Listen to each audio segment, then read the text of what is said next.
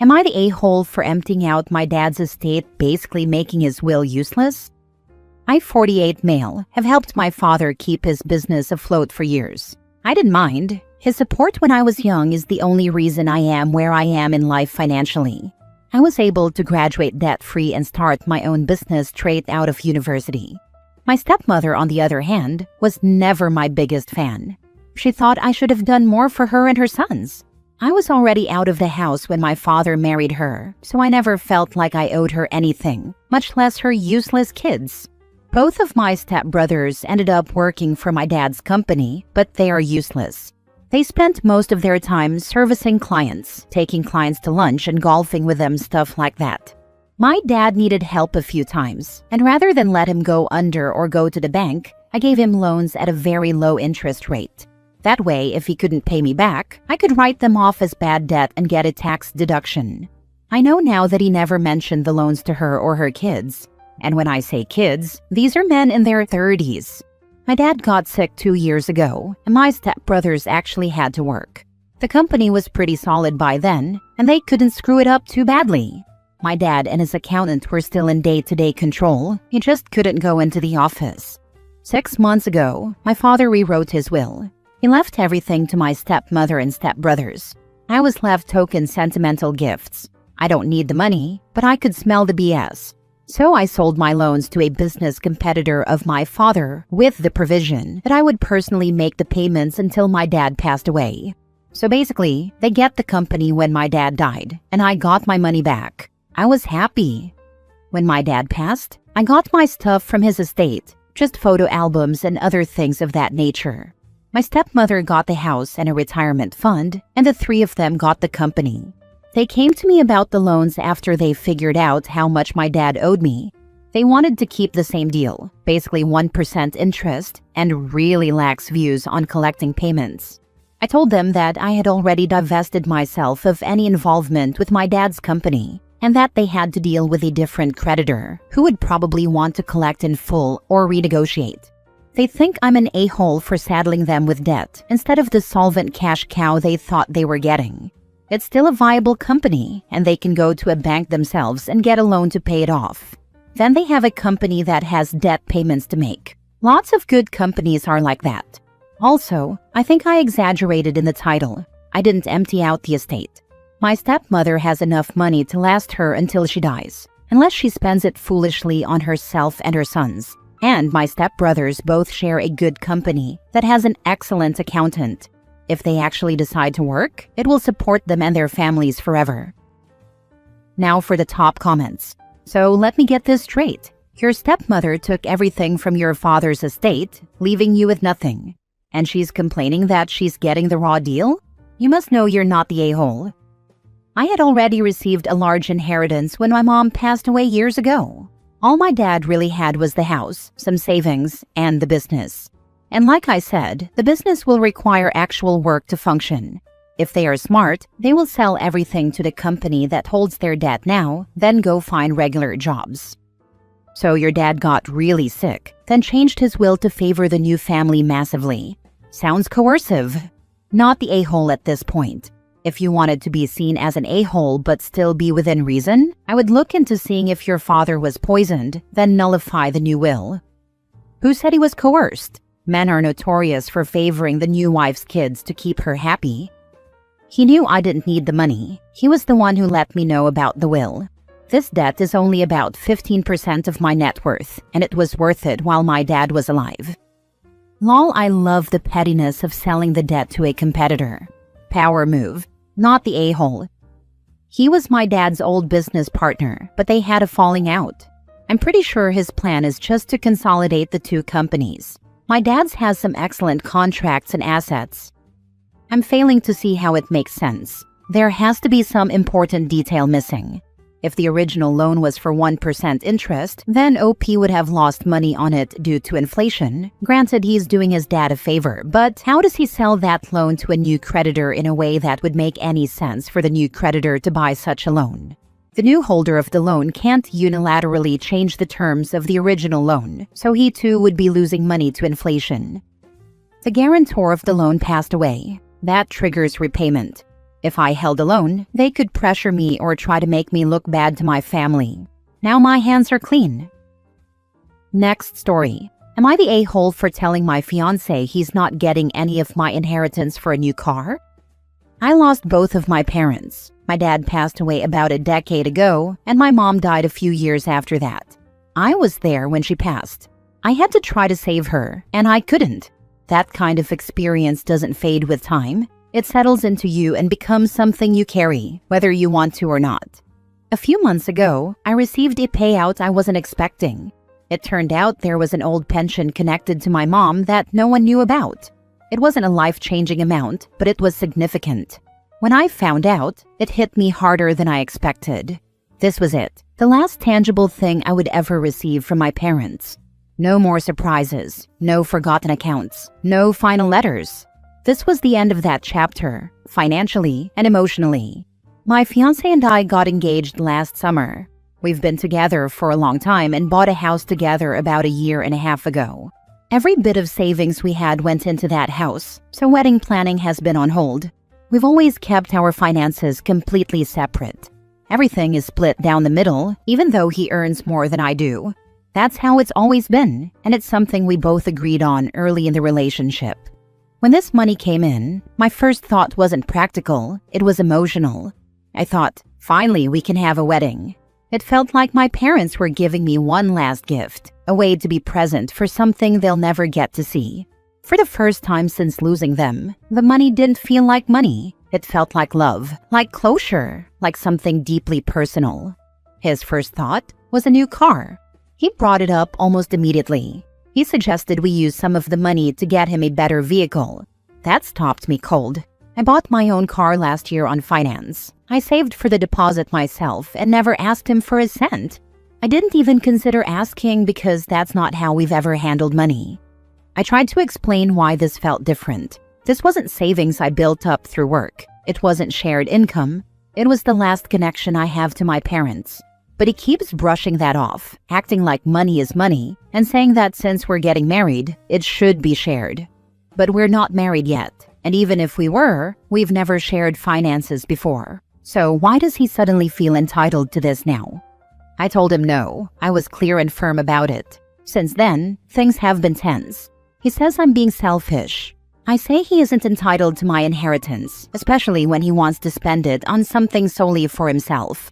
Now I'm left questioning everything. Not just this argument, but what it says about our values, our boundaries, and how he views my grief. So am I the jerk for wanting to keep this money for something meaningful to me, rather than handing it over for his benefit? I think the last gift from your parents is showing you who you were about to marry. Take it as a sign and act accordingly. If he can't respect this now, tying your future to him financially or emotionally is gonna be a nightmare. Oh yeah, this dude is one selfish MF who has zero respect for OP. It's like her parents are reaching out from beyond with a giant megaphone, screaming for their daughter to run. First of all, I find it appalling that this a-hole refuses to split the bills proportionally to what he and OP earn. If he wants to pull the almost married card, then he should have been treating OP like his partner, not his roommate.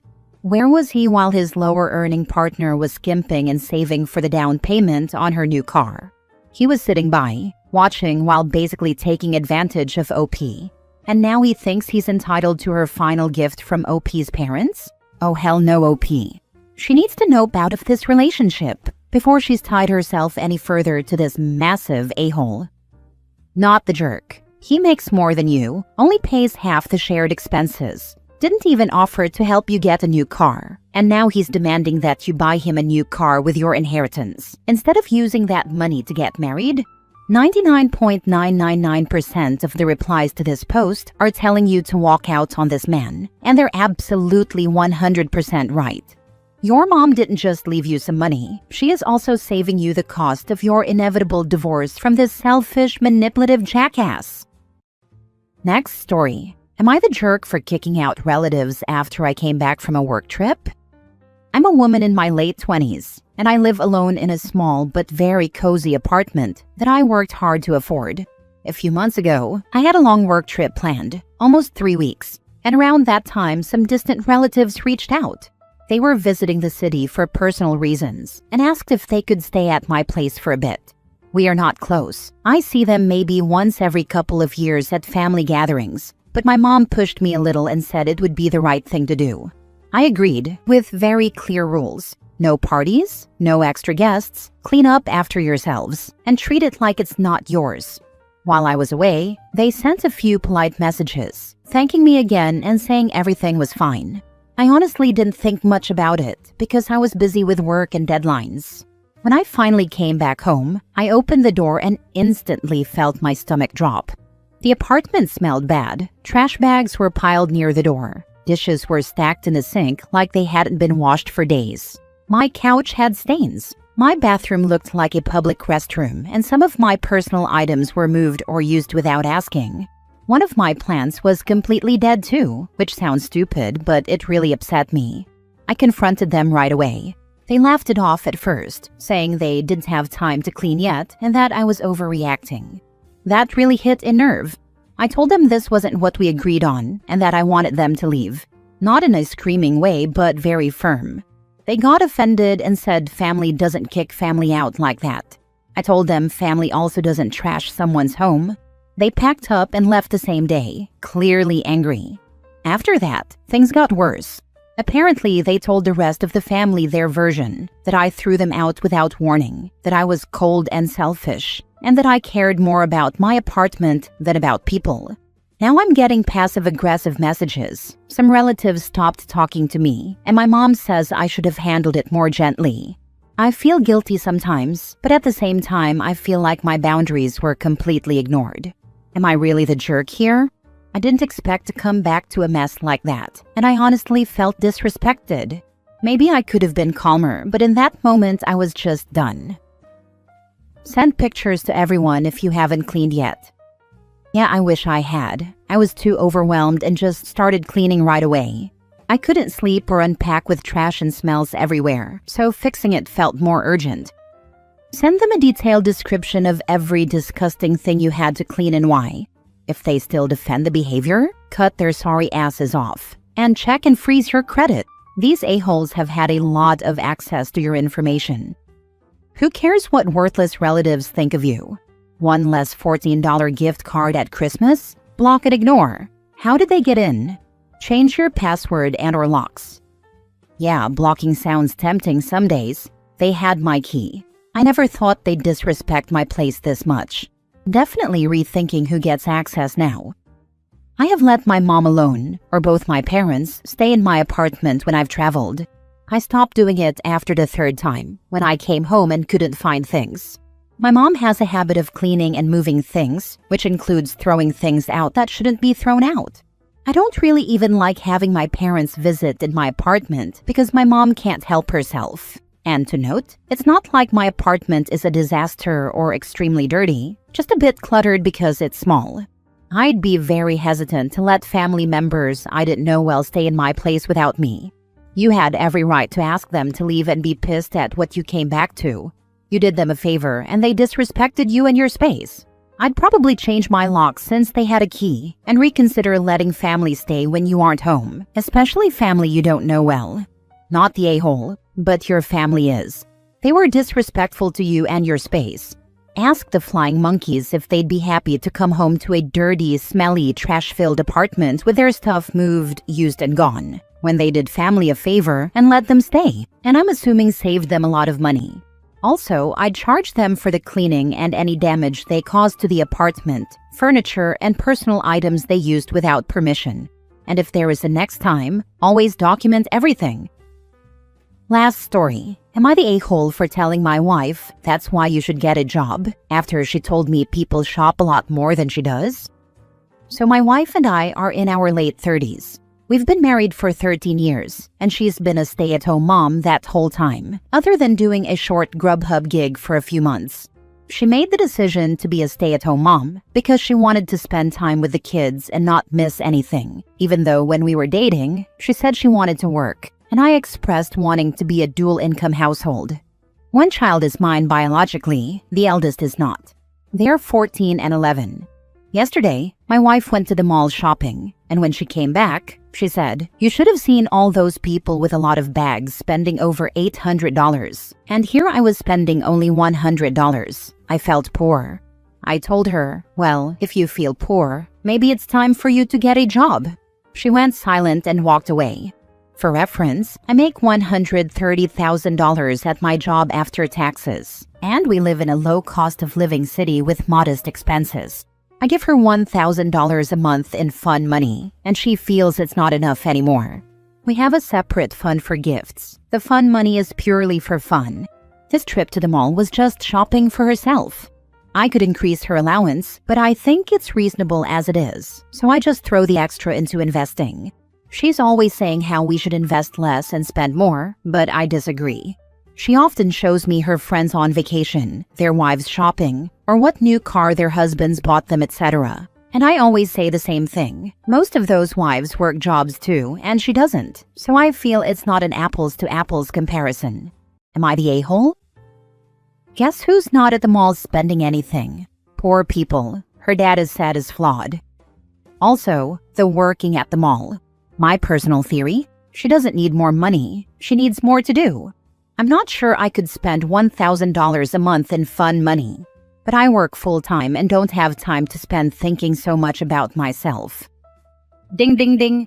She originally wanted to be a stay-at-home mom so she didn't miss her kids growing up, except now they are at the age where adolescents demand independence and autonomy, in addition to their friends becoming the primary influences on their personality and behavior.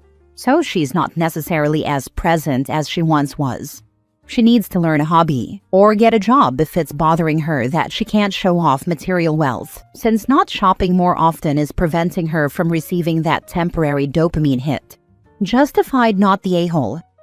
She could be working a job remotely from home during the many hours the kids are in school. What does she do all day?